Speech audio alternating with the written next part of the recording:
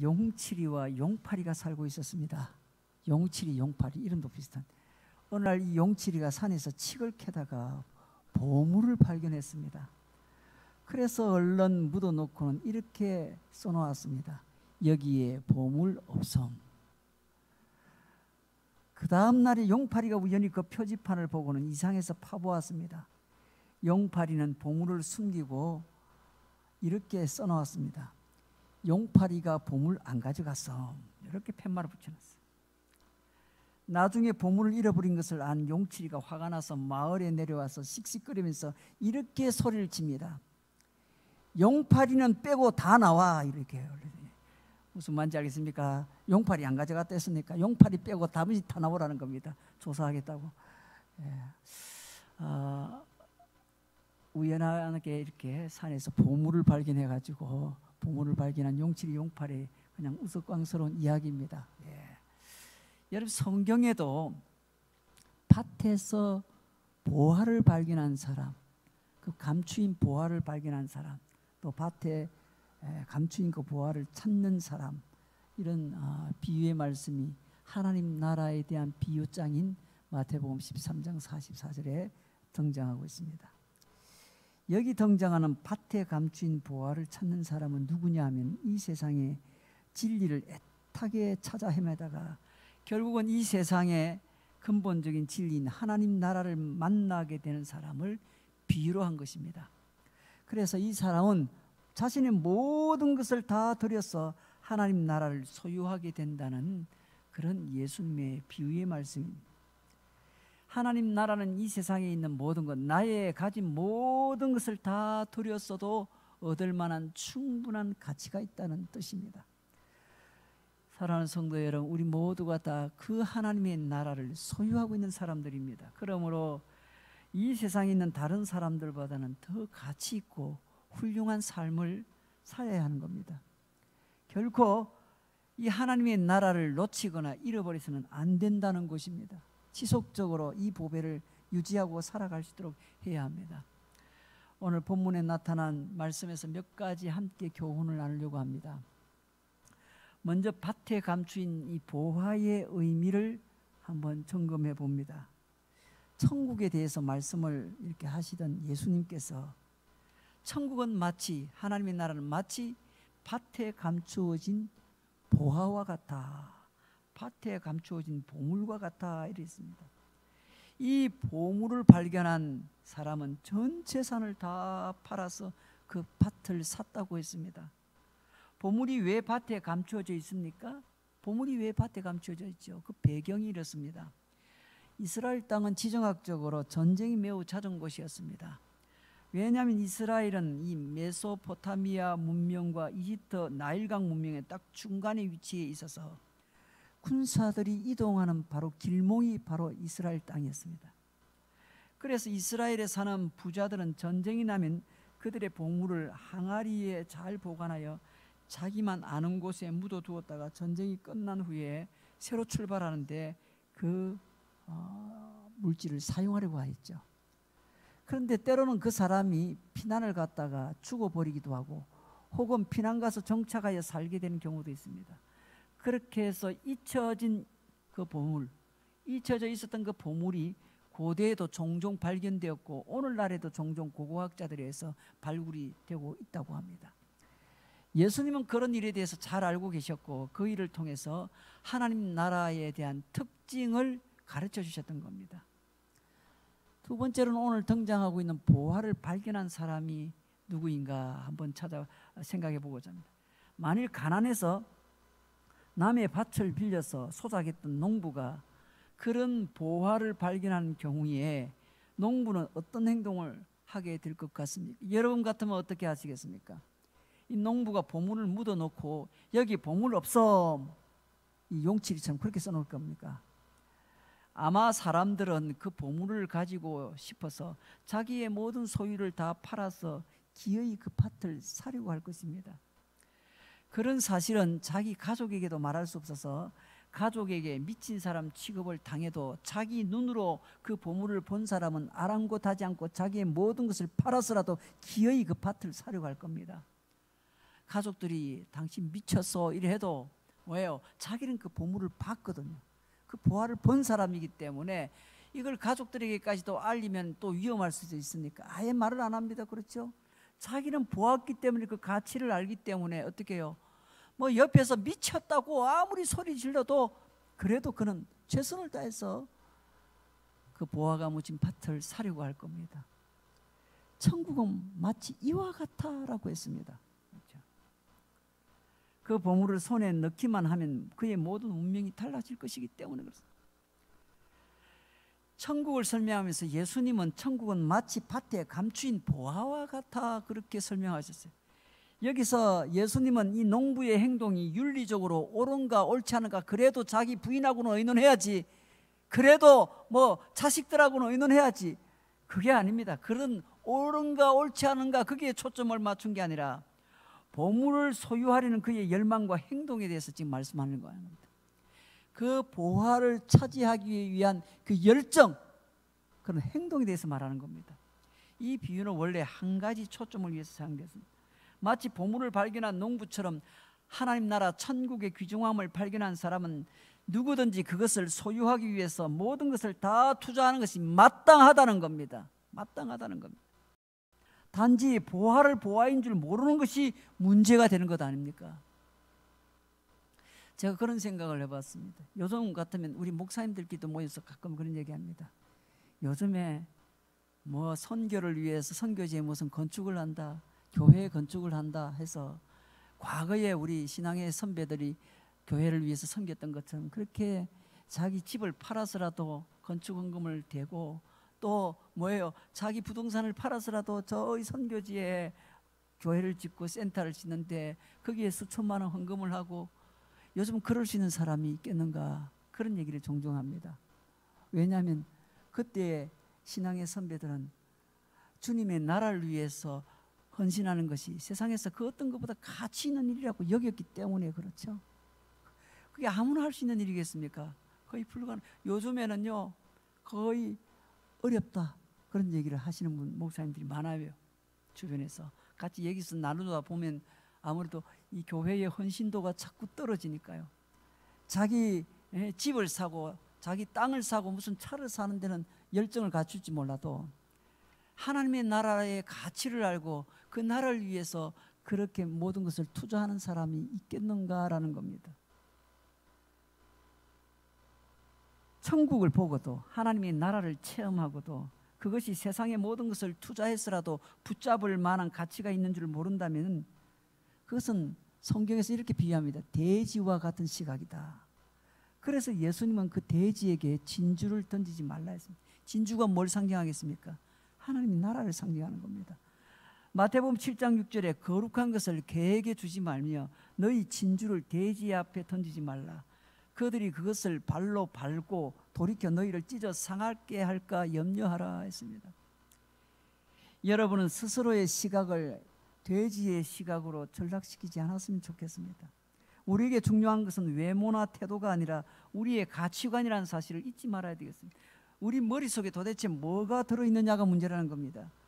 여러분, 천국, 하나님의 나라 아무리 외쳐도 여전히 머릿속에는 돈, 건강, 쾌락, 인기, 세상에서의 안락함, 이런 것들만 머릿속에 들어있다면 아직도 영적으로는 철부지 어린아이에 불과한 겁니다. 어린아이에게 보석을 주면 좋아합니까? 어린아이에게는요, 왕사탕만한 보석보다 보석만한 사탕이 훨씬 낫습니다. 가치를 모르니까요. 예수님은 천국은 마치 밭에 감추인 보화와 같다, 보물과 같다. 천국이 감추인 보화는 누구나 볼 수 있는 게 아닙니다. 그것을 발견한 사람은 말 그대로 천재일우의 행운을 얻은 겁니다. 천국은 바로 그렇습니다. 하나님이 특별히 선택하신 사람에게 뭐예요? 천국을 알려주시는 겁니다. 여러분, 이 얼마나 놀라운 은혜입니까? 얼마나 감사합니까? 그런데 여러분의 세상 욕심 때문에 이 보화를, 이 보물을 놓쳐버리시겠습니까? 여러분, 천국의 보화를 결코 놓치지 마시길 바랍니다. 세 번째로는, 그렇다면 천국은 뭔가? 천국은 전부를 소유해야 하는 것임을 가르쳐주고 있습니다. 천국. 이 농부가 발견한 보화는 한두 개씩 주머니에 감추고 몰래 집에 가져갈 만큼 작거나 시시한 게 아니었습니다. 이 보화는 한꺼번에 자기의 것으로 만들어야 될 엄청난 것이었습니다. 그러므로 농부는 그 밭 전체를 다 사야만 했습니다. 그 밭을 사야 그 보물이 몽땅 다 뭐예요? 합법적으로 내 것이 되기 때문에 그렇습니다. 사랑하는 성도 여러분, 하나님 나라의 가치는 너무나 많고 커서 그 가운데 마음에 드는 것 한두 개씩 골라서 소유할 그런 게 아닙니다. 하나님의 나라는 내가 예수 믿고 이런 정도의 좀 축복만 받아 누리면 막 그것으로 좋게 이렇게 골라서 몇 가지만 가질 수 있는 그런 게 아닙니다. 천국은 내 인생 전부를 다 바쳐서 내가 가진 모든 것을 다 들여서 투자해서 잡아야 될 내용이라는 겁니다. 어떤 분은 교회를 다니면은 아이고 그래도 좀 교양 있는 사람이 되는 것처럼 보이고, 그래도 교회 정도 다니면 살만한가 보다, 그래도 뭐예요? 그런가 보다 사람들이 이렇게 또 뭐예요? 흔히 말한 대로 좀 인정해 주는, 그렇기 때문에 내가 교회를 다닌다. 아무리 착하게 살고 봉사도 안 하니 이렇게 인간답게 살 수 있다. 혹시 어려움이 생기면 하나님께 도움을 받을 수 있으니 인생이 좀 든든하다. 그래도 종교를 하나쯤 가지고 있는 게 좋은데 그래도 나름대로 좀 교양 있게 좀 점잖게 또 뭐랄까 예의가 좀 바르게 그렇게 하려면 기독교가 좋을 것 같아. 이렇게 해서 신앙생활 하시는 분들은 하나님의 나라의 그 비밀을, 그 보화를 전혀 모르는 종교인의 삶을 살고 있을 뿐입니다. 여러분, 그런 이유로 다닌다면 교회 굳이 안 다니고 절에 다녀도, 성당에 다녀도, 무슨 이슬람을 믿어도 다 비슷할 겁니다. 그런 마음으로 교회를 다니는 분은 우리가 넓은 마음으로 남의 종교를 비판하지 말자 이렇게 말할 수도 있을 겁니다. 예? 아이고 뭐 이슬람을 가나 회교를 믿으나, 그렇죠? 또 뭐 절에 가나 뭘 믿든 그거 뭐 중요합니까? 종교 가지고 있으면 좋은 거지. 이런 마음을 가질 가능성이 많습니다. 어떤 분은 교회 다니면서 사람을 많이 사귀고 사업에도 도움이 되지 않을까 해서 가능하면 큰 교회를 가려고 합니다. 어떤 분은 하나님의 능력으로 병이 낫기를 기대하면서 건강에 대한 문제를 신앙에 좀 의존해 보려고 합니다. 어떤 분은 하나님의 복으로 자기가 하고 있는 사업장이 잘 되기를 소망하는 사람도 있습니다. 요즘같이 가을이 되어지고 겨울에 이제 점점 다가올 때 되면 어떤 분은 자기 자녀가 더 좋은 대학에 합격하기를 기대하는 분도 있습니다. 여러분, 그러나 그것은 천국을 소유하려고 자기의 모든 것을 투자하는 행동이 아닙니다. 거꾸로 천국에는 관심이 오히려 없고 세상의 것을 더 가지려고 하는 그저 기복주의 신앙관에 불과한 겁니다. 여러분, 기복주의는 천국을 얻기 위해서 세상 것을 투자하는 것이 아니라 세상 것을 위해서 하나님을 이용해 먹는 겁니다. 예수님이 이 땅에 오셔야 했고 십자가에 죽어야만 하는 이유는 우리가 조금 더 착하게 살고 어려울 때는 조금 더 의지할 수 있는 그런 종교를 만들기 위해서 주님이 이 땅에 오셔서 죽으신 게 아닙니다. 죄와 사망의 권세에 매여 있는 우리를 해방시키고 우리를 지옥의 운명에서 영원한 하나님의 나라 천국으로 옮기도록 하기 위해서 주님이 오신 것입니다.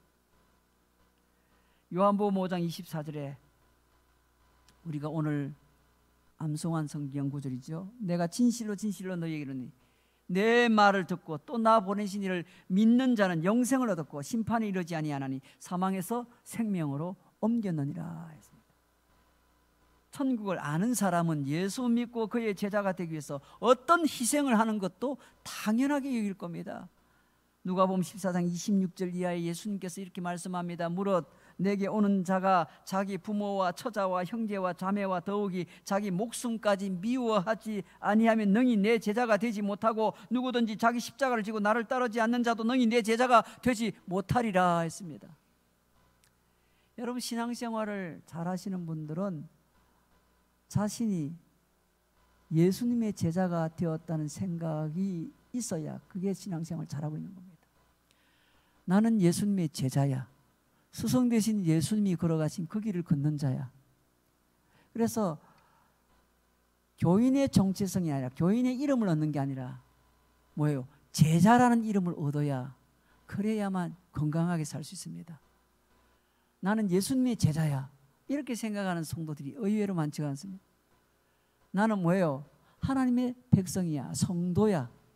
여기까지는 뭐 그냥 다 묻혀 들어가는 것 같고, 교회만 다니면 다 교인이라고 불러주니까 뭐 그거 그렇게 크게 부담스럽게 안 느끼는데, 예수님의 제자이라면 뭔지 모르게 뭐예요? 부담감을 느낍니다. 제자라면은 희생을 해야 될 것 같고, 뭔가 사명을 감당해야 될 것 같고, 그렇지 않습니까? 그런데 여러분, 교회는 하나님의 성도이요 하나님의 자녀님과 동시에 모든 성도는 뭡니까? 예수님의 제자로 부름받았다는 것을 결코 잊지 말아야 됩니다. 그래서 용어를 사용할 때 나는 주님의 제자입니다, 이게 훨씬 더 정확하고 강력한 그런 성도의 정체성인 겁니다. 그래야 그게 정상이고요.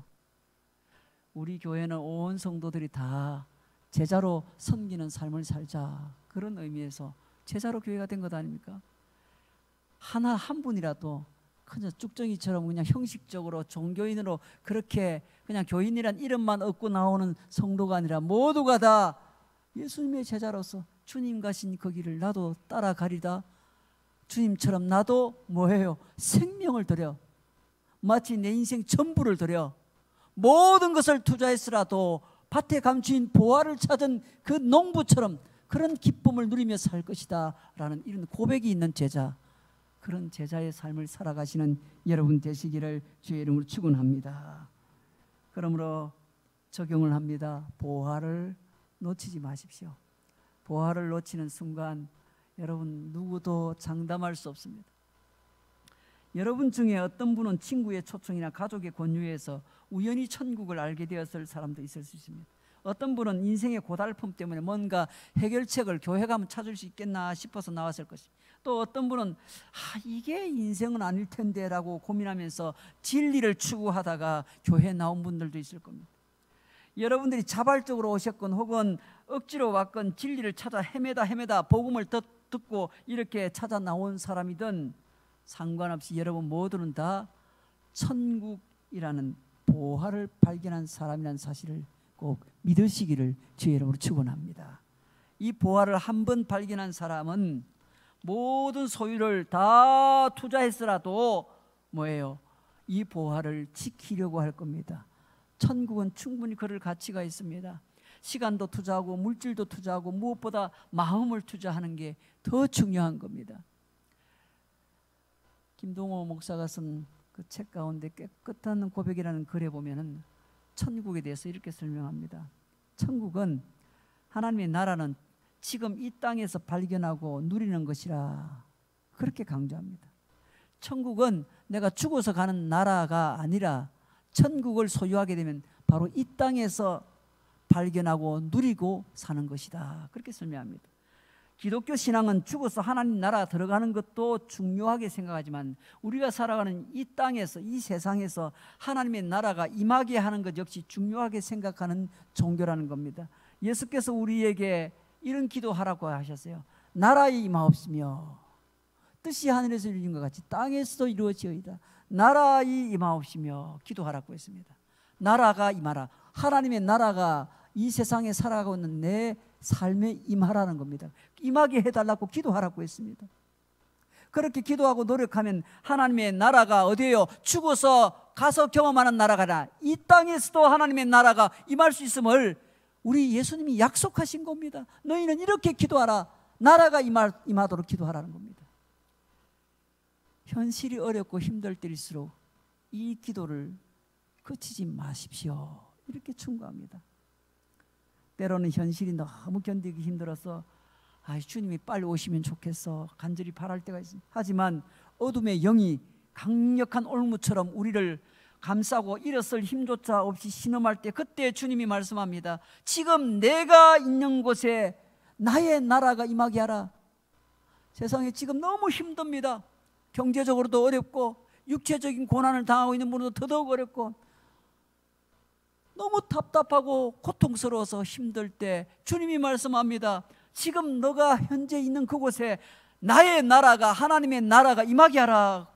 가장 약한 순간에도 우리에게 희망이 있는 것은 천국의 소망이 내가 죽어서 가는 그 미래에 국한하지 않는다는 사실입니다.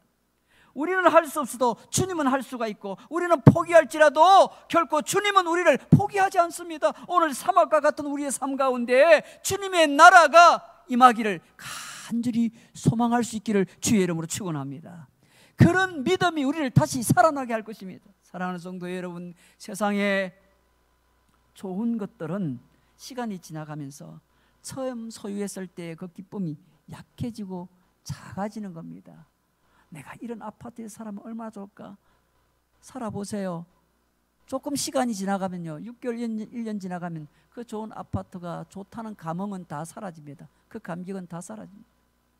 좋은 차를 내가 굴리고 싶어서 BMW를 샀다고 합시다.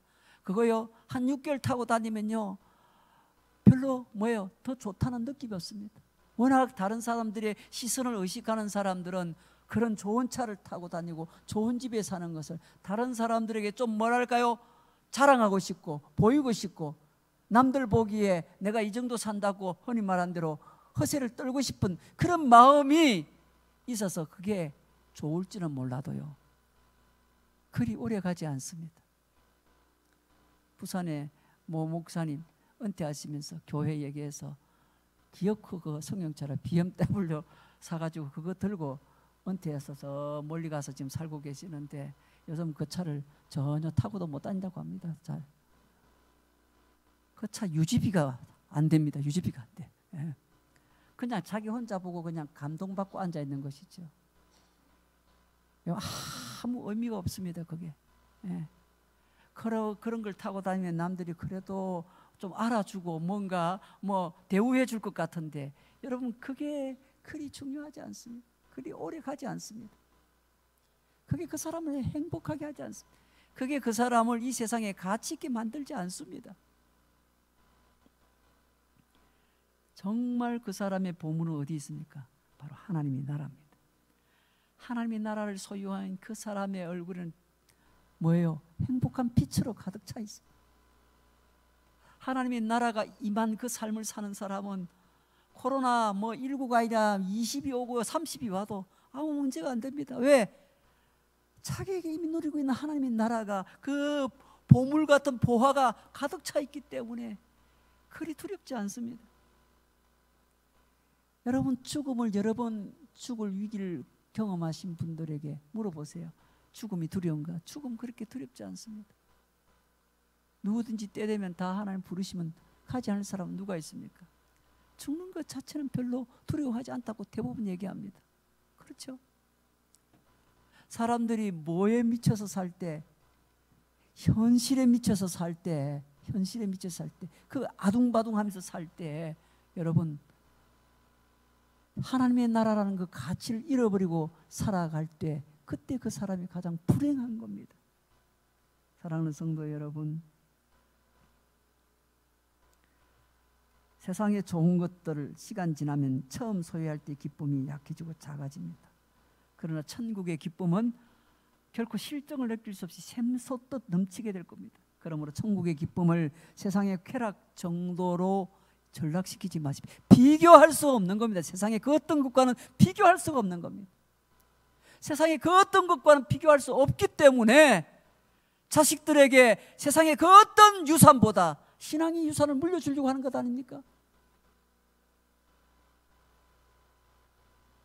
평생 투자하고 평생 헌신하고 평생 달려가도 그래도 충분하지 않는 겁니다. 그게 하나님의 나라입니다. 이 천국의 보화를 여러분이 진정으로 꽉 붙잡으시기를 주의 이름으로 축원합니다. 여러분의 세상의 모든 것을 투자해서 이 보화를 꼭 잡으시기 바랍니다. 한번 예수 믿는데 그때 진짜 천국 백성으로 그렇게 사시면 좋겠습니다. 천국에 한 발, 세상에 한 발 걸치고 있으면 심판날이 오게 되면 둘 다 잃어버린다는 사실을 잊지 마십시오. 은혜 중에 최고의 은혜의 수단이 뭡니까? 그 성경과 기도입니다. 성경은 살아계신 하나님의 말씀 아닙니까? 말씀을 통해서 하나님의 음성을 지금도 계속 들으시면 좋겠습니다. 기도는 하나님과 대화 아닙니까? 기도는 성도의 특권입니다. 기도는 하나님께 말씀드리고 기도 중에 하나님의 음성을 꼭 들으시길 바랍니다. 개인적으로 성경을 읽고 기도할 수 있는 자리, 기도회, 가정에서 기도해도 상관없습니다. 그러나 어쨌든 기도하는 곳이라면 뭐예요? 달려 나오는 것이 가장 좋습니다. 그리고 천국은 밭에 감추인 보화와 같음을 항상 여러분이 기억하시고 이 천국을 소유하는 데 여러분의 삶을 투자하시길 바랍니다. 그리고 천국에서 영원히 존재할 상급을 준비하신 그런 복된 여러분 되시기를 주의 이름으로 축원합니다.